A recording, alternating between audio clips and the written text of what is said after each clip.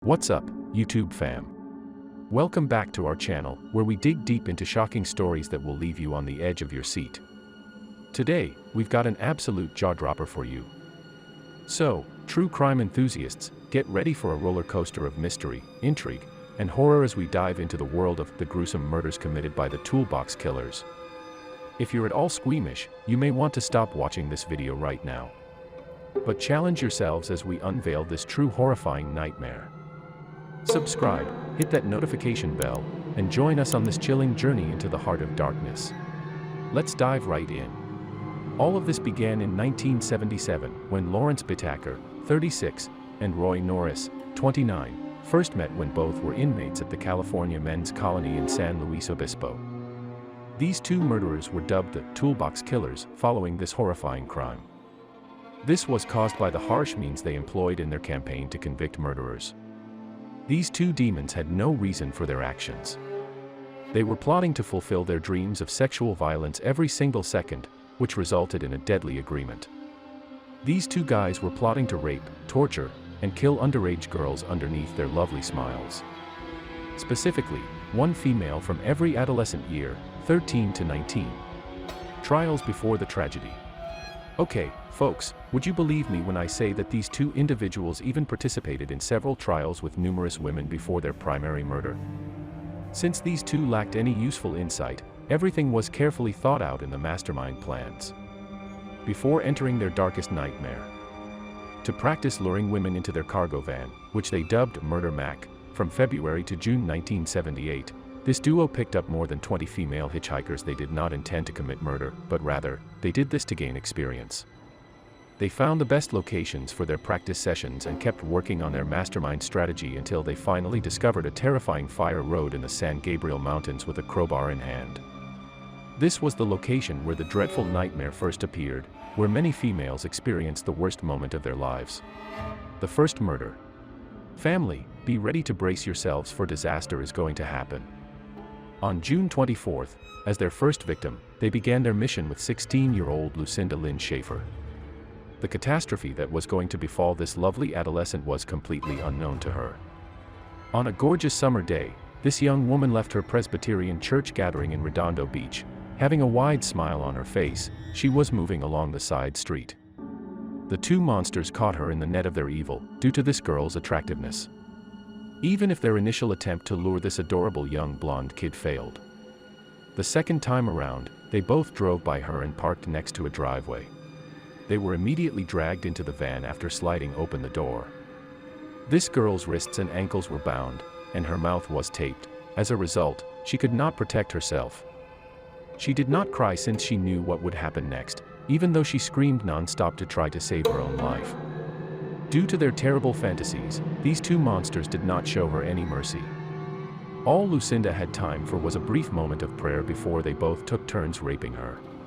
Her neck was tightly grabbed by the after-wars by bitters as her body wilted to the ground slowly. Additionally, these two demons continuously wrapped a wire coat hanger around Lucinda's throat and used pliers to tighten it. The second tragedy. They didn't stop there. As their enjoyment from the first victim had reached a high point and they both were keen on revisiting it, they moved on.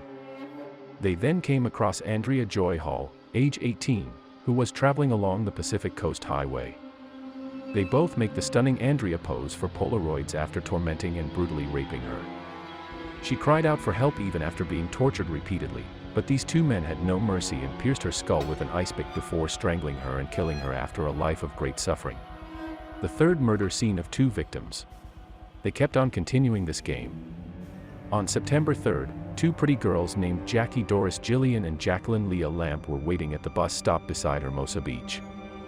These two females, who were just waiting for their bus, had no idea what they were getting themselves into and never imagined that they would fall for these two guys' trap.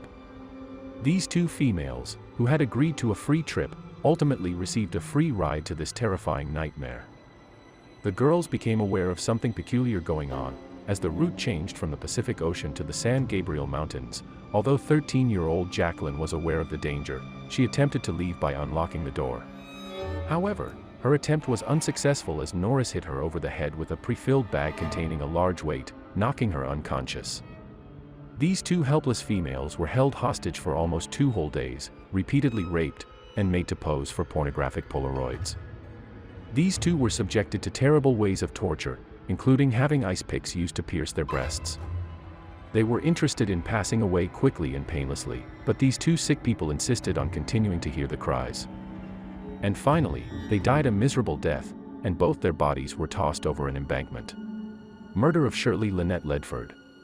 Okay, people, I realize that the first few minutes of the video were difficult for you to watch, but what you watch after this is much more terrifying than the incidents we discussed before. However, before you watch the remaining half, I must warn you that it isn't easy to do so. Hence, let's begin. Some claim that Shirley agreed to take a ride that fateful Halloween night since she knew the attacker was from the workplace where she'd worked before. On that horrible night, this lovely young lady of 16 unintentionally walked into their trap. She was gagged, taped, and told to scream before the torture started.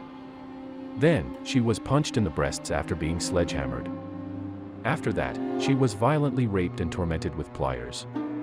Norris then attacked her in the left elbow, breaking the bone, but he didn't stop there. Showing no mercy, he continued to attack her for the next 25 times. She cried. She was shaken and afraid, but they cherished that moment, and finally, Norris strangled her with a coat hanger and tightened the wire with pliers. The capture. And finally, there was justice when all these cases were brought before the court as for attacker. An initial execution date was set for December 29, 1989. After several appeals on July 9, 1991, the court made their word permanent as of 2017. Lawrence Bittaker remains on death row in San Quentin State Prison. And as for Norris, this monster, he will have served his full 45-year prison term in 2019.